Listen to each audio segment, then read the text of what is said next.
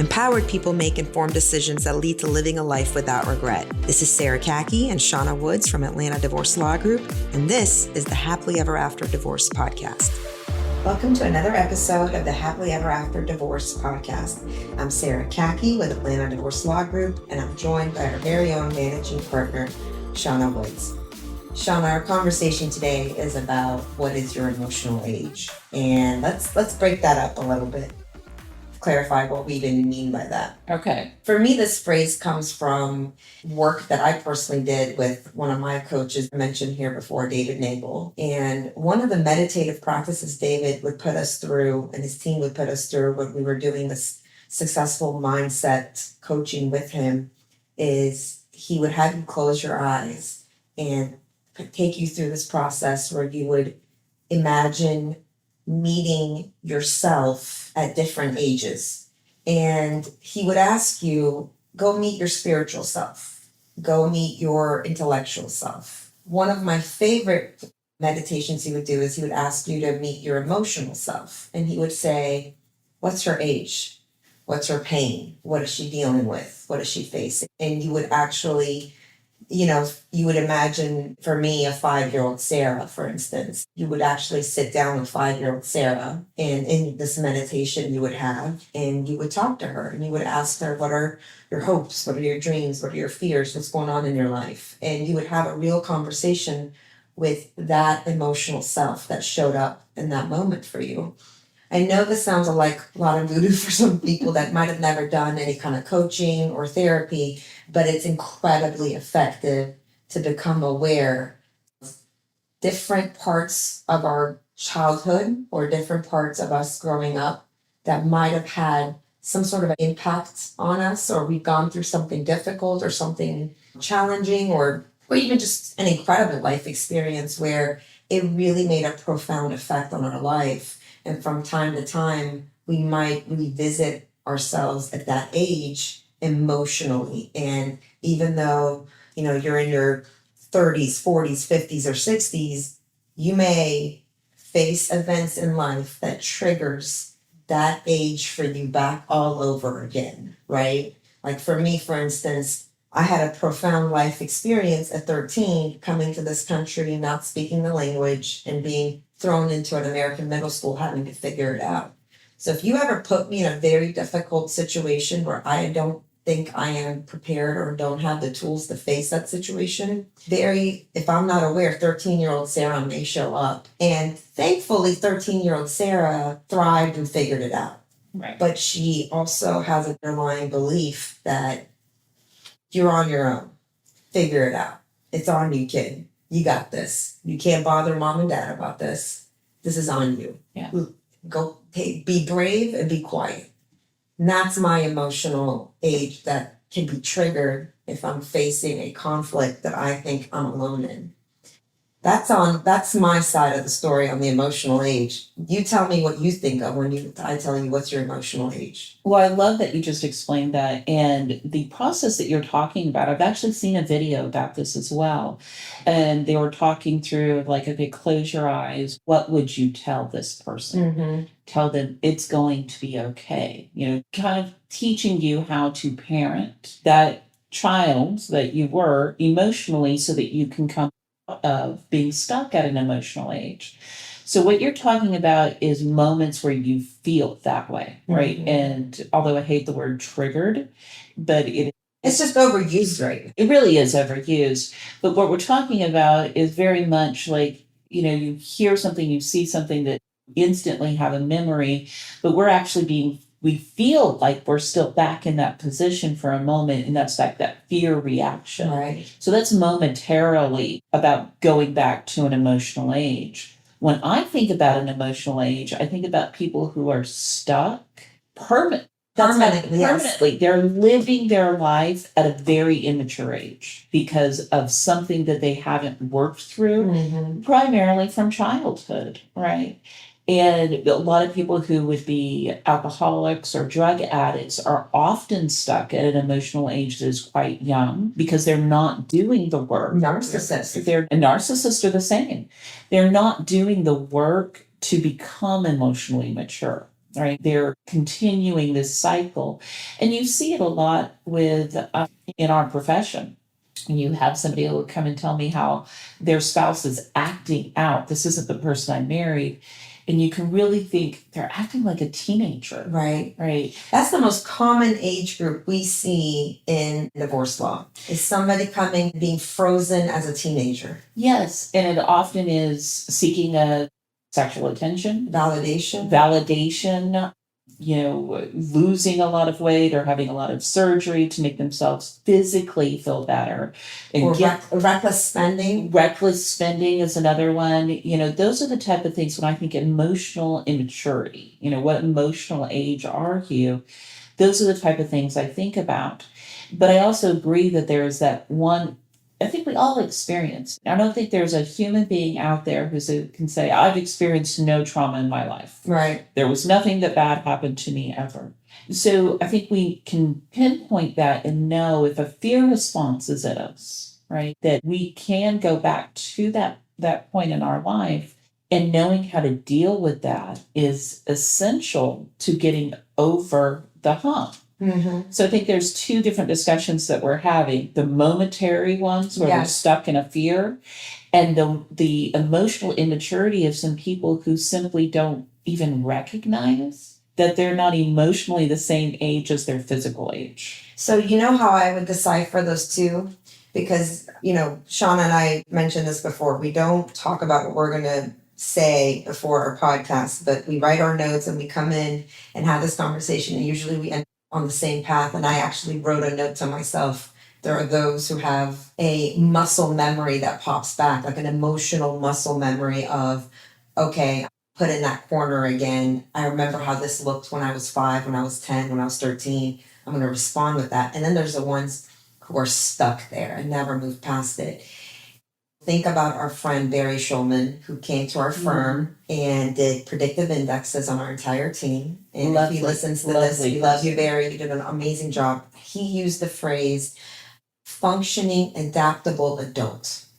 Remember that? I do. And I think that's the difference. I think are we talking about a functioning adult that can adapt and move past and have the EQ and self-awareness versus a person is not a functioning adult. And I think that's the person gets stuck in that age and never grows past it. Absolutely. And when we're saying functioning adult, a lot of these people who are stuck in this backward emotional age can be functioning in certain aspects of their life. They may actually be high achievers at work. Right. But what happens when something happens at work that they're emotionally not prepared? Right. It's like a teenager in the office, right? Or how they release it when they come home. Or even when we see these road rage incidents, that's a huge sign of emotional immaturity. You're unable to regulate your emotions in crisis situations, right? You're going back to a very basic, type of emotional experience that we had when we were younger. And so we do see those, but how to recognize it in yourself, I think, is a huge thing, because how do you know if you have a momentary reaction? One, right?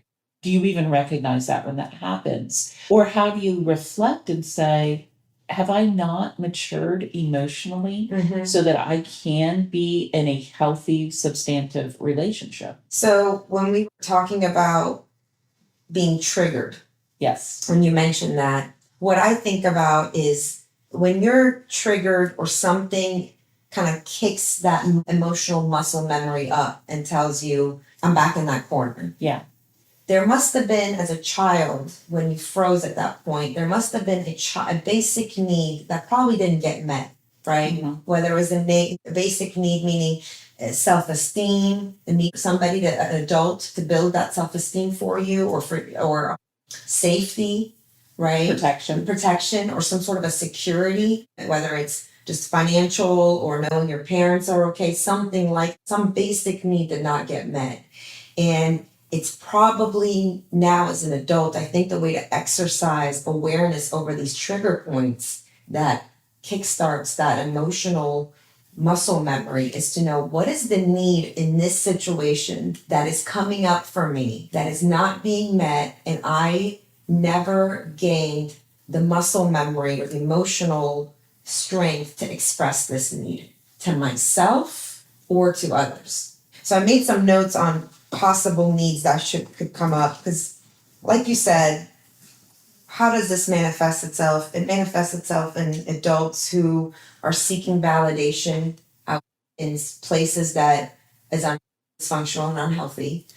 Adults who are seeking appreciation beyond reason or seeking appreciation from people that aren't available to give it to them or it's not appropriate, and the need to be right, right? I see that a lot with a narcissist for sure, where there's just like, I will go down this hill, you and myself in the foot, to be right about this circumstance. So I think that when somebody is seeking needs that aren't being met, it is basically those needs, but the bottom line of those needs is self-esteem, security, and safety. And somewhere that was missed, and now they are still chasing that till all the way through adulthood without any awareness that that's what you're really chasing.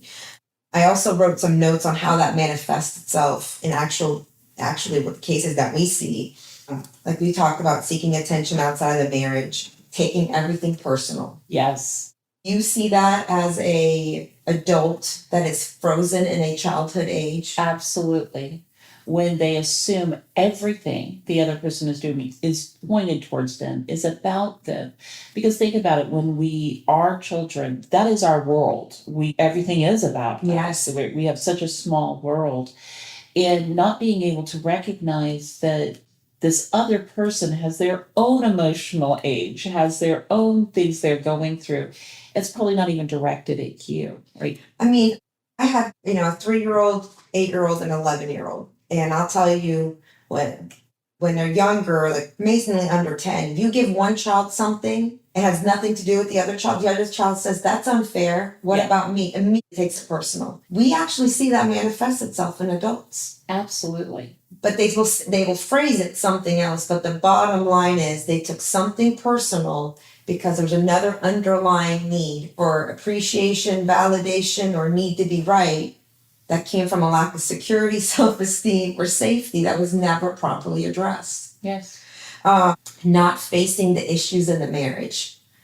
That's a huge one. And digging their head in the sand. Yes. And I do think it's combined with that lack of self-awareness, right? I don't want to face that issue. It's their issue. Yes. They need help. They need to do something. Even when someone has been wronged, we'll take adultery for the example. The other person has committed adultery, but where is the ownership of what happened before the adultery? Right. Where was the marriage going before the adultery? Right. It takes two to get it to that point. It takes two to get it to that point. And that's a hard reality. And that takes a lot of very, very mature emotional experiences to be able to get there. But you're right. It's the lack of self-awareness, the lack of nothing is my fault. I have breaking down anytime things get heated. Yeah. Right? People that cannot have a direct communication, cannot handle when conversations become beyond the superficial level, right? And it's somewhere along the line that may trigger something from childhood or as young adults that makes them feel unsafe, causes problems for their self-esteem or security. So then triggers that muscle memory. This one's interesting for me because I see this a lot in our cases. Needing quick fixes and easy solutions. Well, that is very childish. Just think about it. We want instant reaction. We want instant, satisfaction. Instant validation. Instant validation. And that is a primary emotion when we are children because we don't understand the concept when you're very young of time at all, right? I think that it is perfectly fine to want to strategize and build your life around moving towards more ease, more grace, things being more simple, but nowhere in life were you promised that things were just going to be easy, handed to you, and things that are worth having and working for are supposed to come quickly to you. I think that's, again, a childlike response that might be triggered by something that's coming from the past. Absolutely. And I think it comes from, like what you said, well, alluded to anyway, insecure attachments as a child. Right. Right. This one's probably mine that I have to build a lot of awareness over, especially as being a owner of a business and leading a team and just feeling like everything has to be handled by you and can't rely on anyone. I know you experienced that too. I'm laughing because our senior paralegal and I are working really hard on my letting things go a little bit to other people. Yes. Right. And she laughs at me every time I tell her I'm working on it. Well, maybe you need to ask yourself, at what age did I develop this one? Oh, I'm well aware of it. Yes, I know you are. I am as well. And it's definitely, it doesn't, just becoming aware of it doesn't mean it goes away. It just means you have to practice awareness. You have to let other people know, hey, this is something that I'm developing and working on, and it's something that I don't want to dictate my leadership, but it shows up. And then hopefully, we surround ourselves with people who earn the right to be able to call us out on it and be able to help us on that journey, which I know our senior paralegal definitely has with you. Yeah, shout out to Whitney. She absolutely does. But I do, you're right, because what do? Once we recognize either we're having a triggering moment or someone is stuck in an emotional age, they realize it, they become looking at being self-aware.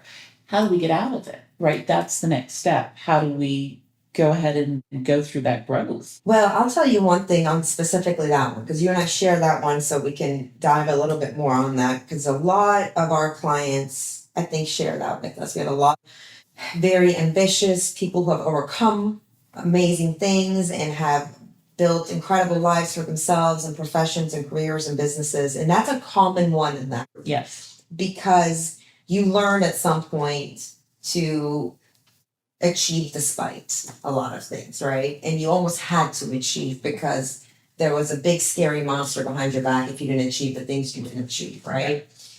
The difference is there are people who will say that about themselves. I have to handle everything on my own. I can't rely on anybody, in a very stoic, egotistical, I'm incredible, I'm just so big and bad, versus those who through work acknowledge it as, this is my shortcoming. Yes.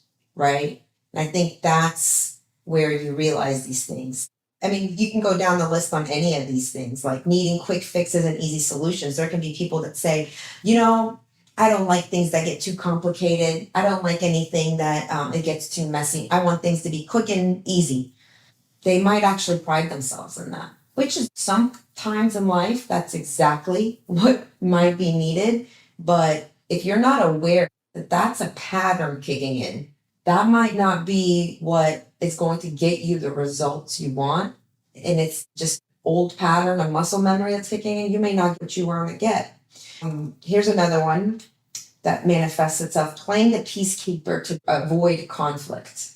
Conflict avoidant. Conflict avoidant. Definitely, I think, again, a emotional muscle memory, and being quick to be a peacekeeper. It can also be an emotional muscle memory that steps up from being maybe in a childhood where your parents were fighting. Yes, I was just going to mention that. I think that's one of the things that our clients want to be aware of when they're going through divorces is, what am I showing to my children? What are they seeing? And are we creating someone who's going to be conflict avoidant because they had to be the peacemaker in the house? Yes, exactly. And that's the role they took on. So all this is fantastic for bringing personal awareness over yourself and asking yourself when it needs going unmet, or you're just feeling stuck without any further forward movement, is what emotional age am I showing up as, and where did this come from? Who's, what's really what pattern is really playing the part here?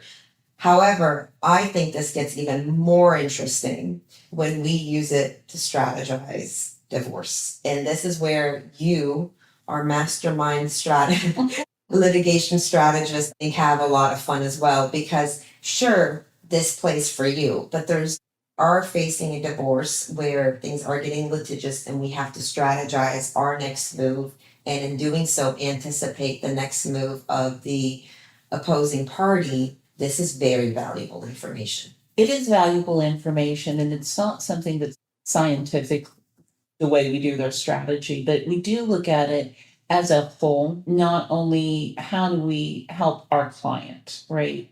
Who may or may not be the one who's emotionally stunted.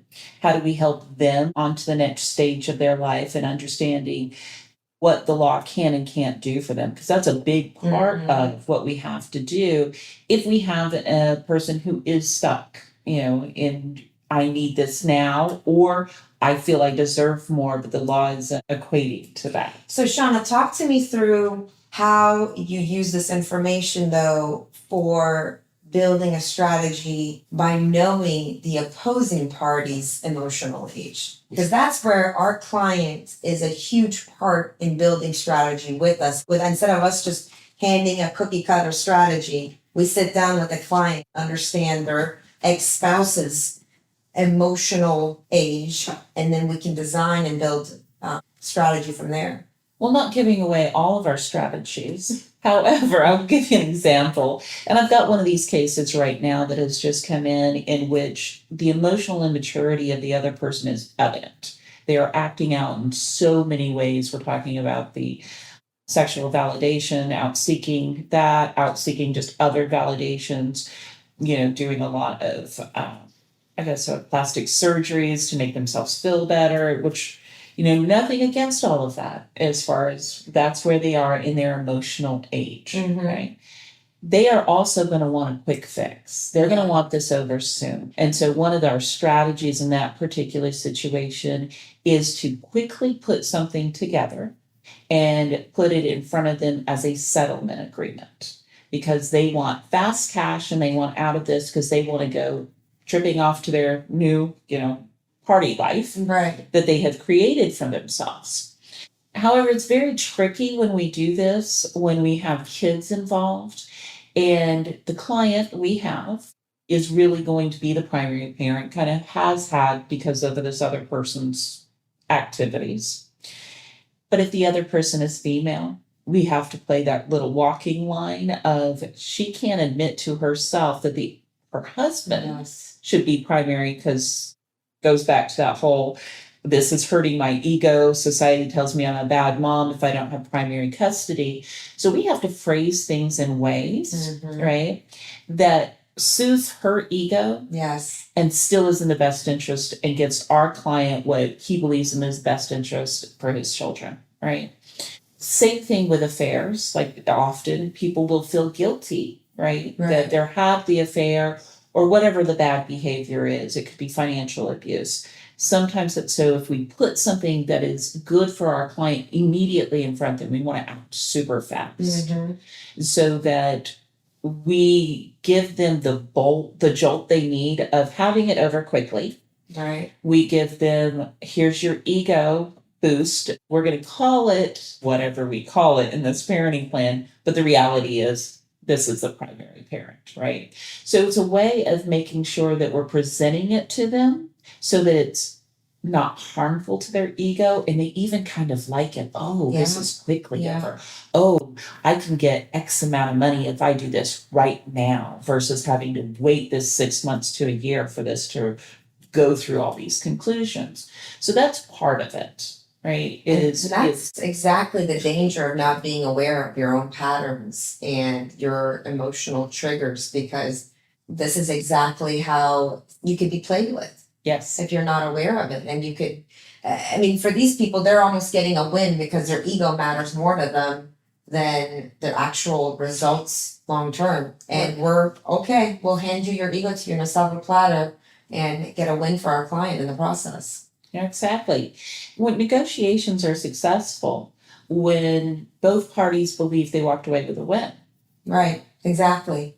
I had spoke to a client earlier today where I would suspect that her spouse is stuck somewhere in the age group of 10 or under, but because there's no reason that this divorce should not be simple, amicable, and done. They don't share any minor children. Everything's pretty much been divided. But her spouse needs a good guy and a bad guy in this. And that's a very, childlike need, right? Every story the children read, there's got to be a good guy and a bad guy. The movie's got to have a good guy and a bad guy. And he's adamant that she's got to be the bad guy. So she's going to be the one that has to do all the work of getting this divorce through, although it could very much be two mature adults functioning, adapting to a situation and realizing that they've done everything they can. Yeah. They've raised these children beautifully together. They can move on and, one day grandparent together. Instead, his ego's hurt by the fact that she came out and said it. And although it's been clear that he's not mentally and emotionally in this marriage either. And his response very much is, you're the bad guy. And I'm not gonna give this to you that easily. You're gonna have to fight for this because that's the emotional age that's been triggered. So spot on right there. People who are not emotionally mature cannot see the gray. Right. They cannot exist in the gray. It's a black and white for them. They're the good, they're the bad, and not even just a little bad, all bad or all good. Right. And you do see these come out in the patterns of people wanting to punish each other Right. with the divorce process, when the reality is it's the business of breaking up a marriage, and we should really try to do it with as emotionally stable as possible. Absolutely. Thank you, Shauna. Thank you. Thanks for listening to the Happily Ever After Divorce Podcast. If you'd like to learn more, go to atlantadivorcelawgroup.com/resources.